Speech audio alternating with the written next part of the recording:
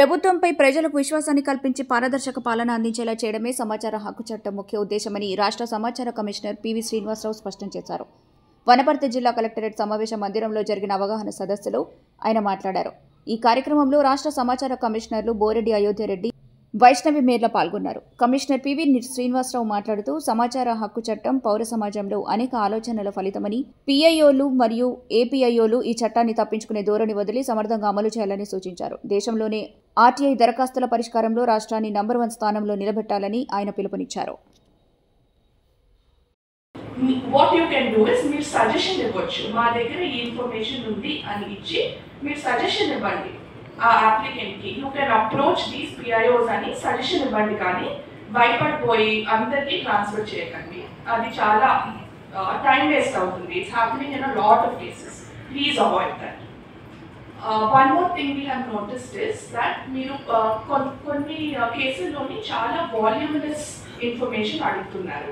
Maybe 100 pages transfer చేసేస్తున్నారు. కానీ act ప్రకారం ఒక 6 month అప్లికేషన్ మీ దగ్గర ఉన్న ఇన్ఫర్మేషన్ ఇచ్చాక ఇంకొక పిఐఓకే ట్రాన్స్ఫర్ చేయాలి.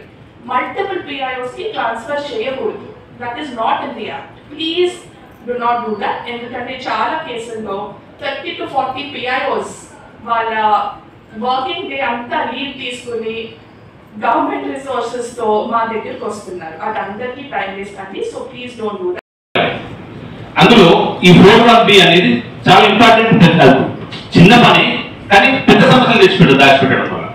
అట్లనే రిజిస్టర్ 1 మీ ఆ కార్యాలయానికి ఎన్ని ఆర్టీఐ అప్లికేషన్స్ వచ్చాయి ఎప్పట్లో, అంటే మీరు గడువులోగా ఇచ్చిందా లేదా, ఇచ్చిన సమాచారం ఇది ఒక రిజిస్టర్ మెయింటైన్ చేస్తే రిజిస్టర్ 1 అంటారు. అది అప్లికేటర్ దగ్గరికి వస్తే రిజిస్టర్ 2. ఈ చిన్న చిన్న రిజల్ట్స్ తీసుకోగలిగితే తండ్రి ఆస్తిని ముటేషన్ చేశారు. అతను రైట్ టు ఇన్ఫర్మేషన్ యాక్ట్ కింద చిన్న కొడుకు అడిగాడు, ఎట్లా చేశారు, ఏం చేసింది, what place you transfer to mutation అని వాళ్ళు అడిగారు.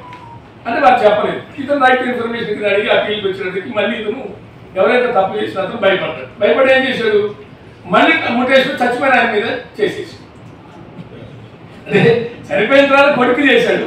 చిన్న కొడుకు అడిగినప్పటికీ మళ్ళీ ముటేషన్ మళ్ళీ చనిపోయిన తండ్రికే ట్రాన్స్ఫర్ చేశాడు.